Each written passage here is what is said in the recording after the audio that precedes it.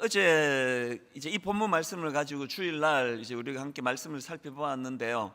이제 오늘은 같은 본문으로 또 각도를 달리한 그런 말씀을 이제 좀 살펴보려고 하는데요. 제가 한 두 달 전이었던가 그 설교 시간에 그 어느 막국수집 사장님이 쓴 책, 작은 가게에서 진심을 배우다, 이 책을 소개해 드리지 않았습니까? 이제 제가 그 책을 읽으면서 그 식당을 찾아주는 그 손님들을 향한 이 식당 주인의 특별한 그 관심과 사랑, 이게 너무나 인상적이고 독특해서 제가 그 책을 읽으면서 감동을 많이 받았다고 그런 말씀을 드렸는데요. 이제 이 식당 주인이 왜 그렇게 손님들에 대한 특별한 관심과 사랑을 갖게 됐는가, 그걸 제가 그때 그 한 대목 이렇게 읽어드렸습니다. 국수집을 시작한 것은 생계 때문이었지만 그러다 보니 손님이 오면 음식을 만들어서 내고 돈을 받는 일이 기계적으로 반복될 뿐이었습니다. 그런데 시간이 갈수록 국수 먹는 사람들이 눈에 들어오더군요. 저는 이게 국수집뿐만 아니고요, 목회도 마찬가지예요. 너무나 기계적으로 제가 해야 되는 일, 이제 설교 준비하고 또 주일이면 와서 설교하고 또 화요일이면 순장반 인도하고 또 화요일 오전에 교역자 회의를 주관하고 신방을 가고 상담을 하고, 이게 그저 그 루틴하게 진행이 되는 일상이 돼버리면요, 여기에 반드시 권태감이 찾아와요. 더군다나 이제 이 식당이 막 이제 알려지고 막 손님이 모여들고 돈이 막 모여지고 그러면 이제 막 돈 버는 거에 대한 즐거움도 예전 같지가 않습니다. 그게 그냥 일상으로 되거든요. 분당 우리 길 처음 개척하고 이제 막 초기에 사람들이 모여들기 시작하니까 그것도 이제 굉장한 에너지가 되더라고요. 그리고 막 사람들이 막 한 번도 못 들어봤던 목사님 설교가 은혜가 됩니다, 말씀이 좋네요, 막 이런 이야기가 들릴 때 이것도 저에게 막 에너지가 되더라고요. 막 이게 더 열심히 준비해야 되겠다 그러는데요, 그 새우깡 하나 먹을 때 맛하고 두 봉지째 먹는 맛이 다르다고 그러잖아요. 이게 이제 막 사람이 계속 모여들고 계속 칭찬 듣고 돈이 계속 모이고 하는 일이 계속 잘 되면요, 그게 더 이상 에너지가 되지 않습니다. 이 식당 주인의 이 마음이 너무 잘 이해가 돼요. 시간이 갈수록 그저 손님 오면 음식 만들어내고 나가면서 돈 내고 이게 이제 반복이 되니까 당연히 거기가 이제 식상하고 이게 좀 그 권태감이 찾아올 수밖에 없는데, 이 식당 주인이 너무나 지혜로운 게요, 그 권태로움을, 그래서 이제 식당에 이제 점점 나오는 시간이 줄어들고 골프 치러 다니고 뭐 그런 경우도 많다고 들었습니다. 그래서 이제 종업원들한테만 맡겨 놓으니까 불친절해지고 맛이 없어지고 손님이 떨어지고 이런 게 이제 거의 반복되는 일인데, 이 식당 주인이 너무나 지혜로운 것은 그렇게 이제 막 권태감이 오고 막 이제 막 돈 받고 돈 벌고 이게 뭐야 이게 사는 게, 이럴 때 그분의 초점을 두당 얼마라고 생각하던 거기에서 사람을 주목하기 시작했다는 거예요. 그래서 한 사람 한 사람에 관심을 가지고 어떻게 하면은 저분들에게 좋은 기쁨을 줄 수 있을까, 그렇게 전환을 했더니 그것이 새로운 활력을 가져다 주더라. 그래서 제가 우리 전체 교역자들에게 이 책을 제가 소개를 하면서 이게 목회적으로도 똑같다 그러면서 제가 했던 이야기가요, 그 식당 주인이 너무나 지혜로운 게, 그 식당 주인은 자기가 파는 막국수 한 그릇에다가 스토리를 입혔다, 그런 이야기를 했습니다. 이게 굉장히 중요한 포인트예요. 막국수 그거 한 얼마, 한 만 원? 그 집은 또 되게 싸요. 그게 8,000원인가? 그거에 불과한 아무 의미가 없어 보이는 막국수지만 거기에 이분이 스토리를 입히니까 그게 8,000원으로 계산되지 않는 엄청난 가치가 만들어지는 겁니다. 예를 들어 볼까요? 제가 그때 그 대체 공휴일 어느 날 이제 아내하고 이 식당을 갔어요. 책을 이제 읽고 너무 이제 감동이 되니까. 그날 이제 식당을 가는데 막 이제 이 날을 잘못 잡은 거죠. 이게 대체 공휴일 날 가노니까요, 막 벌써 막 입구부터 막 엄청 막히게, 좀 불길하게 생각했죠. 이게 뭔가 이게 못 먹을지 모르겠다는 생각을 하고 갔더니 아니나 다를까 1시 좀 넘어서 갔는데 그때 대기 손님이 200명이에요. 1시 좀 넘어서 갔는데 2시간을 기다려야 된대요. 망설이지 않고 돌아왔죠. 무슨 막국수 한 그릇 먹겠다고. 내가 새벽 3시 반 넘어가지고 내가 그렇게 먹을 만큼 막국수를 사랑하지 않아요. 중요한 건 지금부터예요. 아니 그렇게 그 귀한 대체 공휴일날 아내와 함께 막국수 먹으러 갔다가 내가 허비한 시간이 몇 시간이에요. 가는데 길 다 막히고 돌아오고 막 이러는데 또 막 시간 다 쓰고 점심도 막 엄청 딴 집에 가서 냉면을 시켜가지고 늦은 시간에 냉면 한 그릇 먹었는데 중요한 게 뭔지 아세요? 그 식당 주인이 막국수에다가 스토리를 입혀놓으니까 그 시간이 기분이 나쁘지 않은 거예요. 이 허비했네 이거. 괜히 쓸데없는 시간 보내 잃지 않고 즐겁더라고 이게. 헛방 쳤네. 깔깔거리면서 아내와 같이. 그 막국수 한 그릇에 스토리를 입힐 때 거기에 먹으러 갔다가 못 먹고 돌아오는 사람조차도 마음에 의미가 부여되고 기쁨이 생기고 그 식당에 대해 호기심을 가져다 주는 거, 이게 스토리가 가져다 주는 힘이거든요. 예수님과 처음 만난 그 세 가족들이 부러운 게 그거예요. 저처럼 이제 평생을 예수 믿고 교회 다니면, 그리고 또 처음 신학교 가고 교육전산 때 막 설교도 행복하고 말씀 전하는 거, 전도하는 거, 청년들 상담하는 거 막 너무너무 행복했는데요, 이렇게 목회를 한 30년 넘어가면은요, 이게 모든 게 다 너무 익숙해서 권태롭거든요. 설교 준비도 말씀 전하는 것도 이게 뭐 너무 식상하기 쉽잖아요. 제가 안간힘을 쓰는 게 매주 설교 준비하는 과정에 매주 강단에서 설교할 때 저만의 하나님과의 스토리를 입히려고 엄청 노력을 합니다. 진짜 노력을 많이 합니다. 지난주와는 또 다른 하나님과 스토리를 쌓아가는 말씀 준비. 그래서 새벽마다 저는 내 생애에 가장 행복할 때가 새벽에 일어나는 거거든요. 너무너무 행복하거든요. 왜 그렇습니까? 설교 준비 자체가 행복하다기보다는 거기에 하나님과 저만의 스토리를 쌓는 시간이에요. 누구도 방해하지 못하는.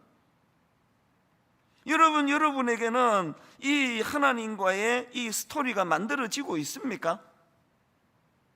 하나님과의 스토리가 만들어지지 않는 신앙생활은요, 얼마 지나지 않아 가지고 권태가 오고 사단은 또 그 찬스의 귀지 아닙니까? 바로 그 빈틈을 타고 들어와 가지고 여러분을 공격할 겁니다. 예전에 제가 읽었던, 그래서 한번 소개했던 책이 있는데요, 스토리가 스펙을 이긴다, 그런 제목의 책이 있습니다.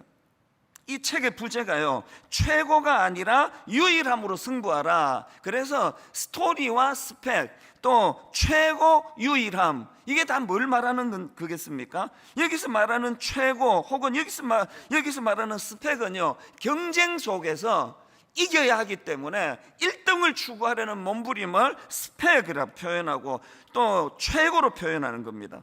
지금 온 나라가 지금 경쟁해가지고 1등 하려고 스펙 쌓아라, 이런 충고가 만연하는 이 땅에서 이 책에서는 스펙보다 중요한 건 너만의 독특한 스토리를 만드는 것이 중요하다, 이걸 이제 충고하는 게 이 책이거든요.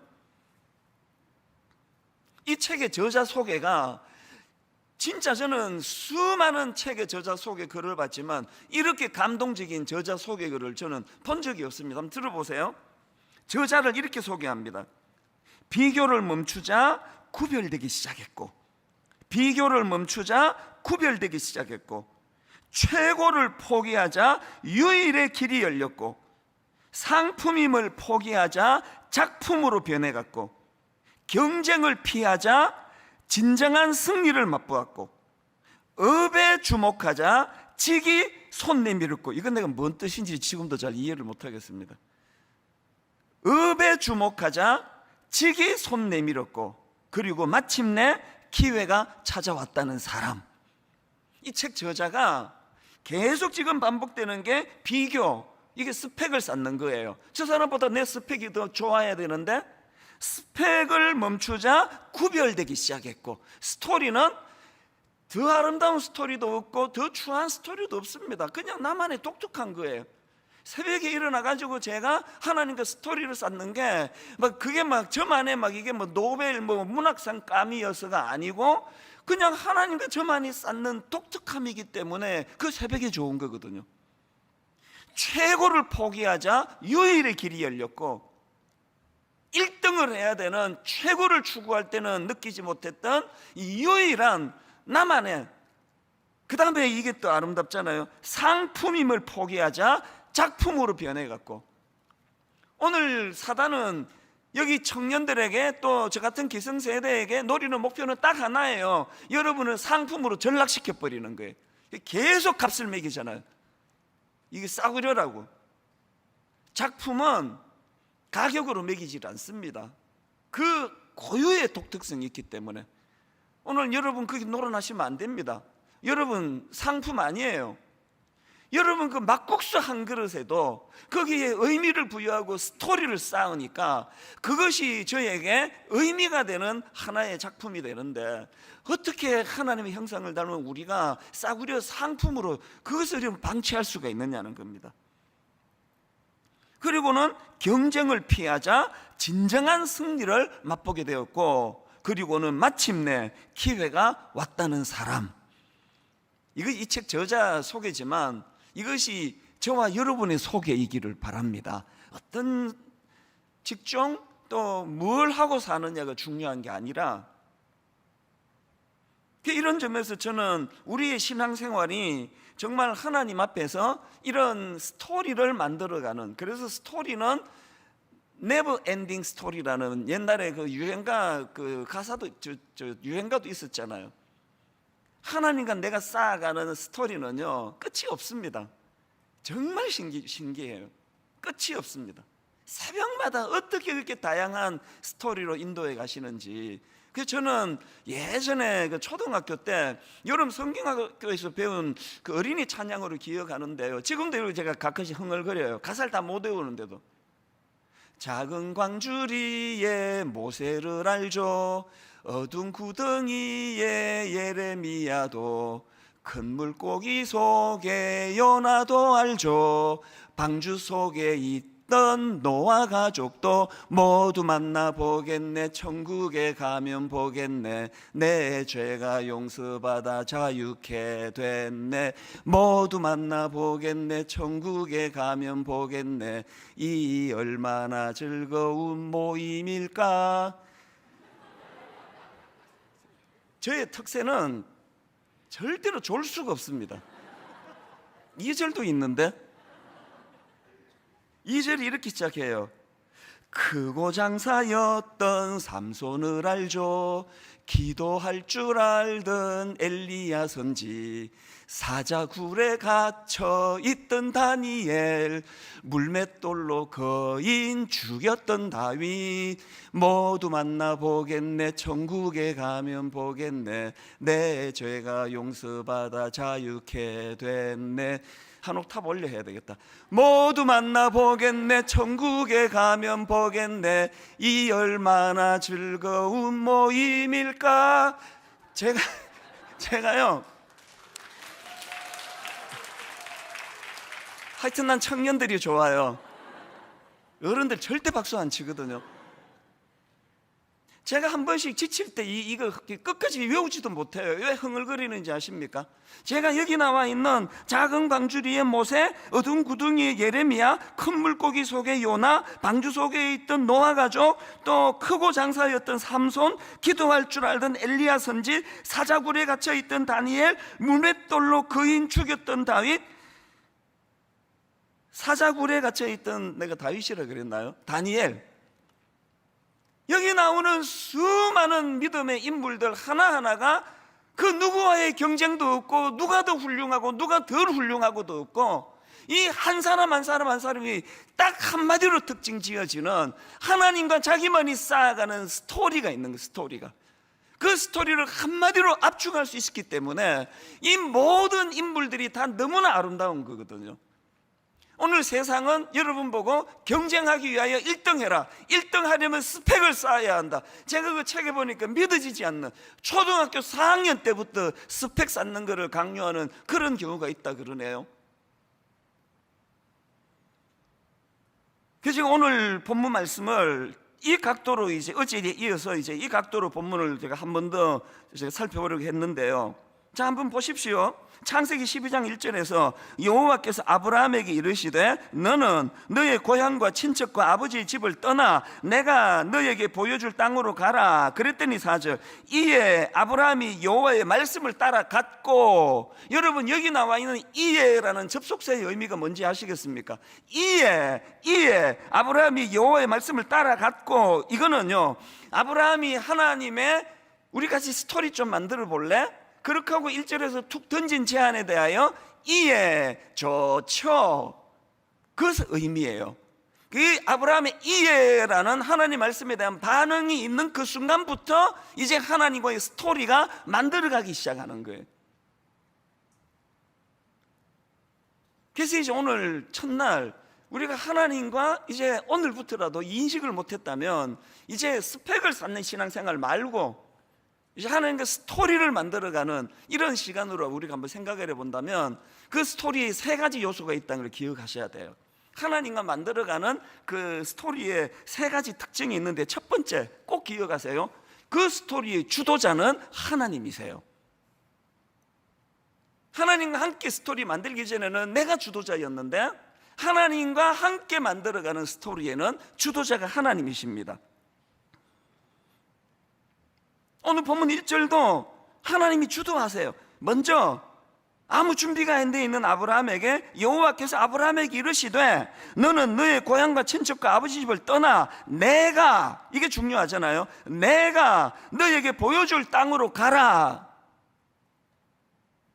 그리고 2절 3절도 마찬가지입니다. 내가 너로 큰 민족을 이루고, 우리말에는 이게 뭐 하도 자주 있어가지고 뺐는데요, 이거 빼면 안 되는 걸 빼본 거예요. 사실은 번역하면서 내가 히브리어로 보면 너로 큰 민족을 이루고 내가 너에게 복을 주어 내가 너 이름을 창대하게 하리니 너는 복이 될지라. 너를 축복하는 자에게는 내가 복을 내리고 너를 저주하는 자에게는 내가 저주하리니 땅의 모든 족속이 너로 말미암아 복을 얻을 것이라 하신지라. 지금 여러분 창세기 10장 1절부터 3절에 하나님이 아브라함과 스토리를 만들어 가기로 작정하시고 지금 작정하고 하시는 이 표현을 참 번역하는 분이 이 의미를 몰라가지고 이 내가가 너무 많네 그래가지고 막 몇 개를 뺄 정도로 계속 반복하시는 강조가 내가예요. 내가. 창세기 1장 읽으면 12장 읽으면서 자꾸 뭐 복이 될지라가 이게 주제어다, 뭐 떠나가라, 뭐 가라, 이게 주제어다 이렇게 오해하시는데요. 여러분 모든 성경이 다 그렇지만 특히 창세기 12장 1절부터 5절까지에서는 내가가 주제예요. 내가가 가라 이런 거 아니고요. 뭐 복이 되라, 자꾸 12장은 복설교할 때만 본문을 잡지만 아닙니다. 창세기 12장 1절부터 5절까지 해서 가장 중요한 주제어는 내가예요. 내가. 그 스토리를 주도하시는 하나님. 내가. 여러분 1절에서 여호와께서 아브라함에게 이르시되 너는 너의 고향과 친척과 아버지 집을 떠나 내가 너에게 보여줄 땅으로 가라. 너에게 보여준 땅이 아니라 보여줄 땅으로 가라. 사람들은 이걸 되게 어려워하는데요. 여러분 다 보여줘 버리면 무슨 재미예요 그게. 우리 막내가 이제 지금은 군대가 있을 정도로 나이가 많이 들었는데 얘가 초등학교 한 3학년 4학년 되면은요 이제 얘 데리고 이제 극장을 갔는데 한 번은 내가 막 엄청 화가 났습니다. 그 무슨 만화 영화를 보러 갔는데 지 친구랑 이제 먼저 본 거예요 이거를. 그 애들은 이제 막 감동이 되면 뭐 2번 3번 볼 수 있잖아요. 그 얘를 듣고 이제 다시 갔는데 여기 옆에 앉아가지고 그때가 한 3학년 때인가 4학년 때 그래. 저기 영화가 이렇게 계속 전개가 되면 5초 전에 그 얘기를 먼저 자꾸 하는 거예요. 넘어진다? 저기서 죽는다? 막 계속해서 하지 말라고 그래. 아무리 얘기를 해도 계속 그 얘기를 하는 거예요. 재미있나 봐요. 그래서 지 엄마를 닮아가지고 결정적인 순간순간마다 날 이렇게 괴롭힌, 지 엄마를 닮아가지고는 웃기려고 했는데 안 웃어서 그냥 없던 걸로 하겠습니다. 여기 여러분 하나님께서요, 너에게 보여줄 땅으로 가라. 이걸 너무 힘들어하지 마세요. 이거 미지의 세계에 뭘 믿고 가고 뭐 이런 얘기 모르는 소리예요. 보여줄 땅 다 안 알려주셨기 때문에 그게 아름다운 스토리가 되는 거 아닙니까? 그 고비고비 그 순간순간 하나님이 어떻게 인도해 주시는가.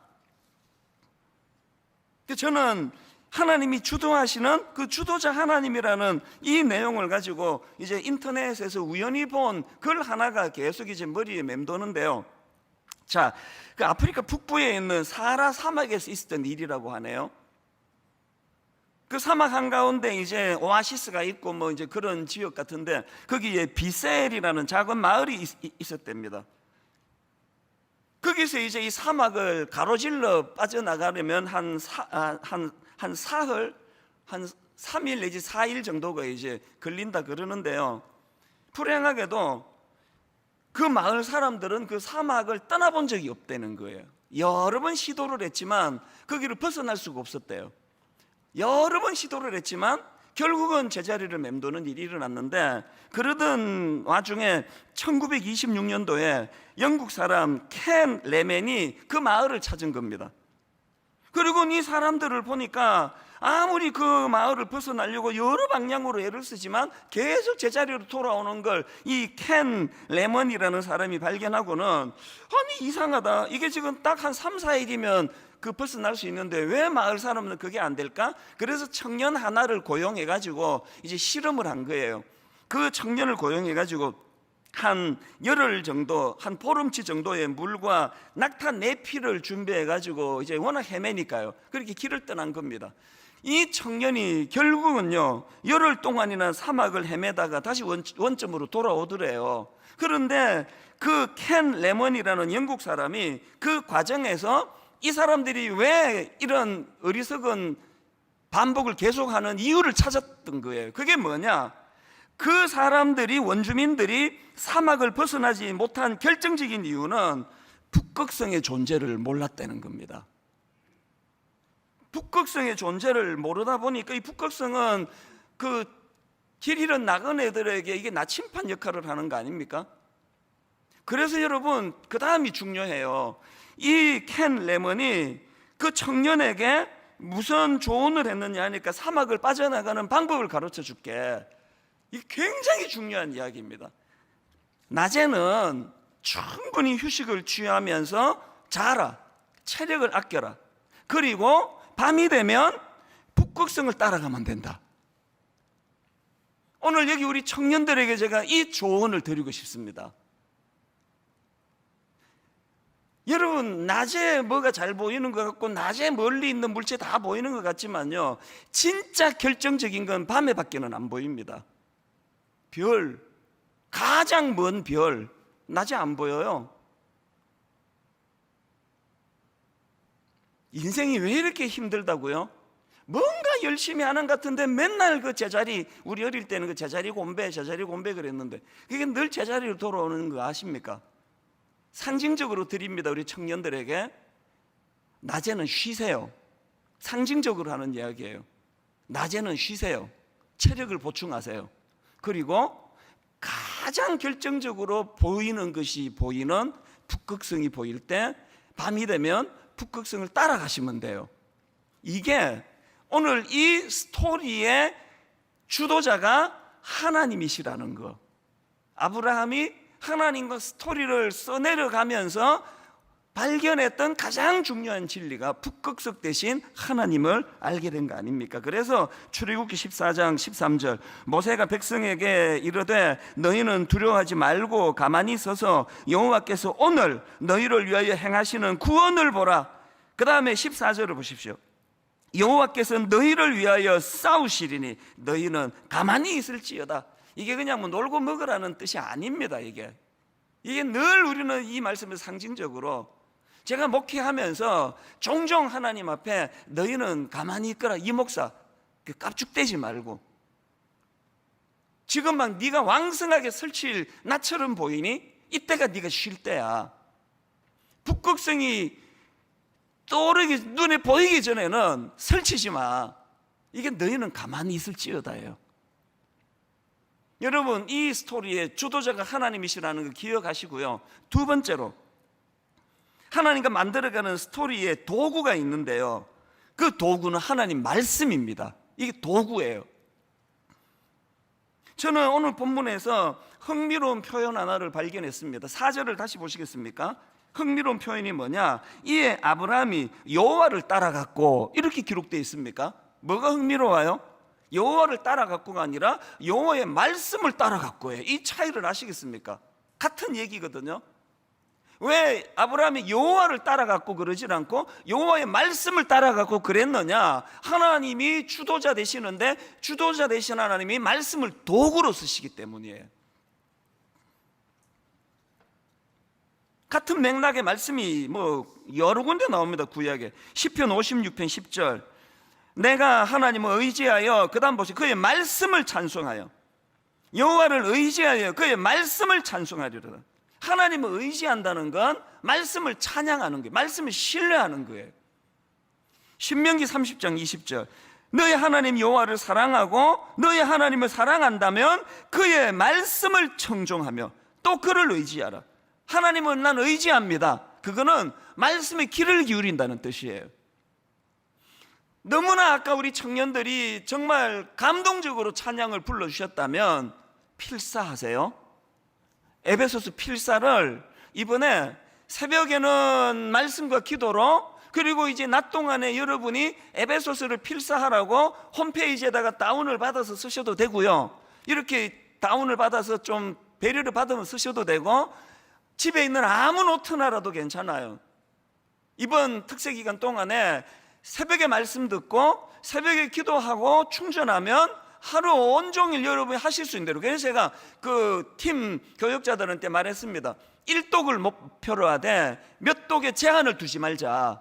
그래서 어떤 성도님들은 이번에 일주일 동안 에베소서를 10번을 필사를 하시고 20번을 필사를 하시고 제한하지 말자. 여러분, 하나님을 사랑하십니까? 말씀을 사랑해야 돼요. 여러분, 하나님을 의지하세요? 말씀을 의지해야 돼요.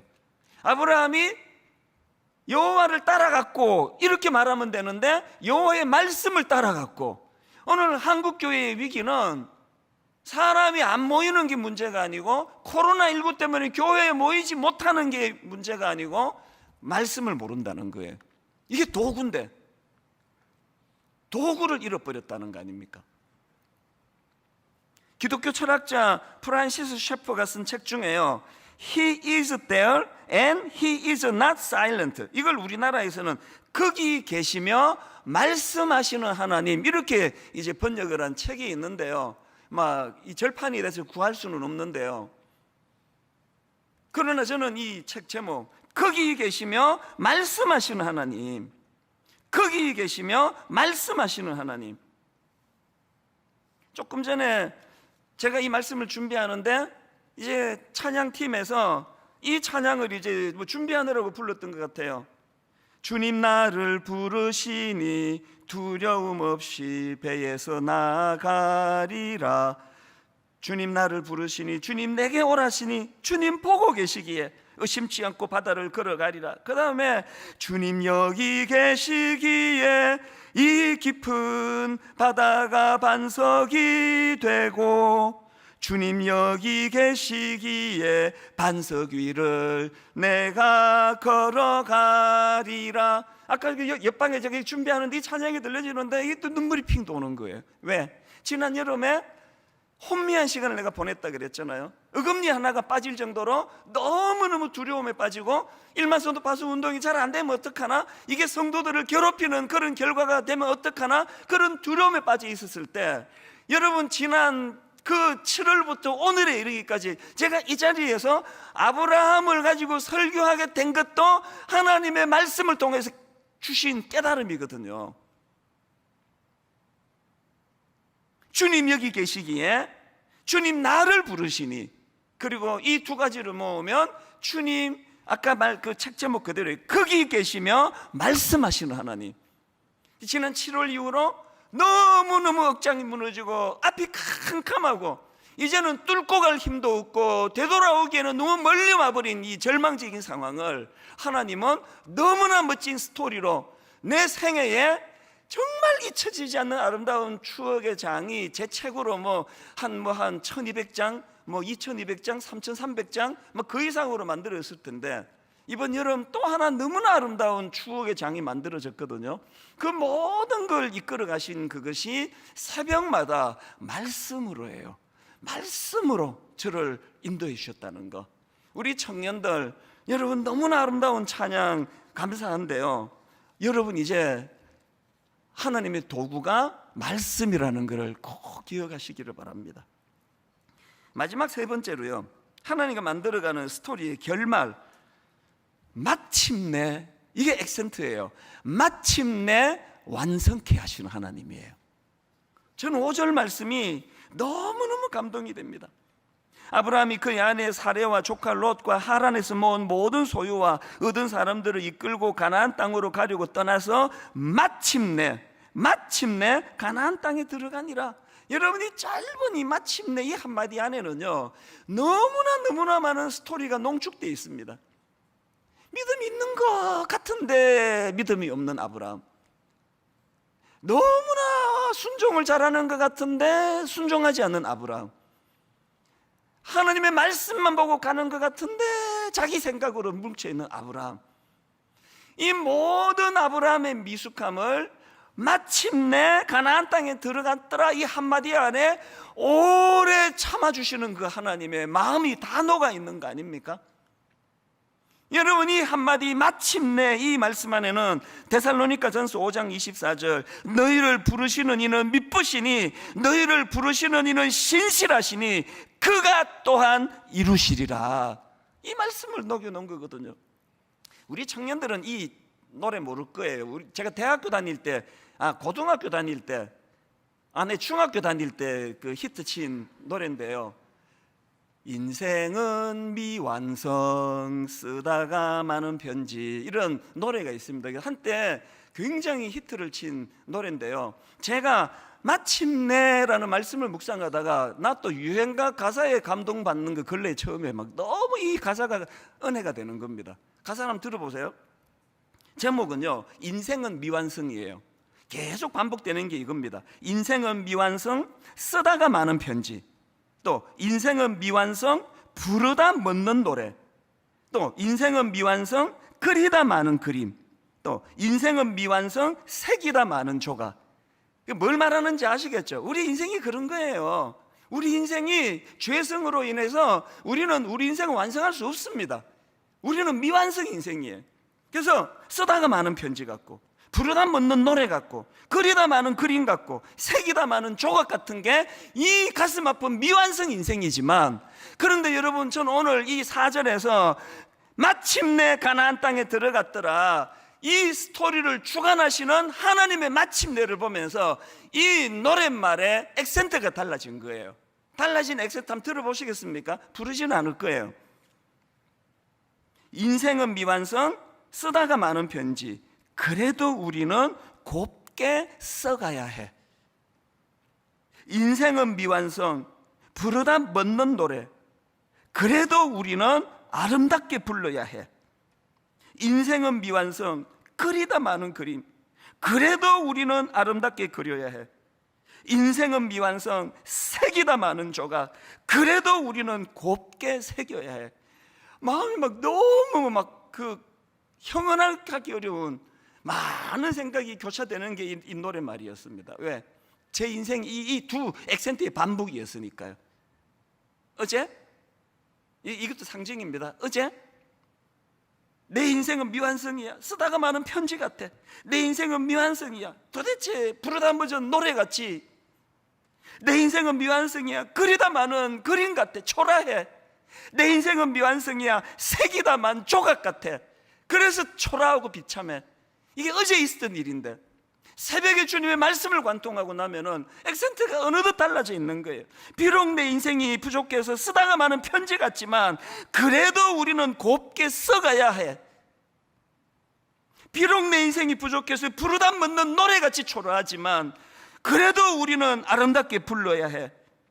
참 초라하기 짝이 없는 미완성된 인생, 그리다마는 그림 같은 내 인생이지만 그래도 우리는 아름답게 그려야 해. 참 초라한 내 인생, 색이다 많은 조각 같은 인생이지만 그래도 우리는 곱게 새겨야 해. 이 용기를 새벽마다 주시기 때문에 이 용기의 원천이 본문 5절에 나오는 아브라함이 그의 아내 사레와 조카 롯과 하란에서 모든 소유와 얻은 사람들을 이끌고 가나안 땅으로 가려고 떠나서 마침내 가나안 땅에 들어갔더라. 마침내 가나안 땅에 들어갔더라. 결론을 이렇게 맺기 원합니다. 이제 오늘부터 우리 하나님과 스토리 만들어가고 싶지 않으세요? 세 가지를 기억하세요. 그 스토리의 주도자는 하나님이세요. 그리고 그 스토리의 도구는 말씀입니다. 그리고 마침내 완성케 하시는 하나님, 이게 우리 이야기의 결말이에요. 저는 오늘 새벽에 제 아버지 생각이 나서 마음이 많이 울컥울컥했어요.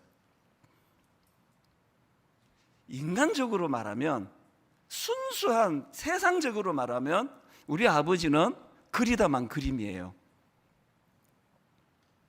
목사님으로 교회를 불같이 일으키고 싶어서 40일 금식기도를 하셨는데 40일 금식기도를 끝내고 그날부터 교회가 부흥하기 시작해가지고 분당 우리 교회처럼 막 2만 명 3만 명 모이는 교회가 됐으면 인간적으로 완성된 그림일 것처럼 보였을지 모르겠습니다. 아침에 제가 왜 울컥울컥 했을지 아세요?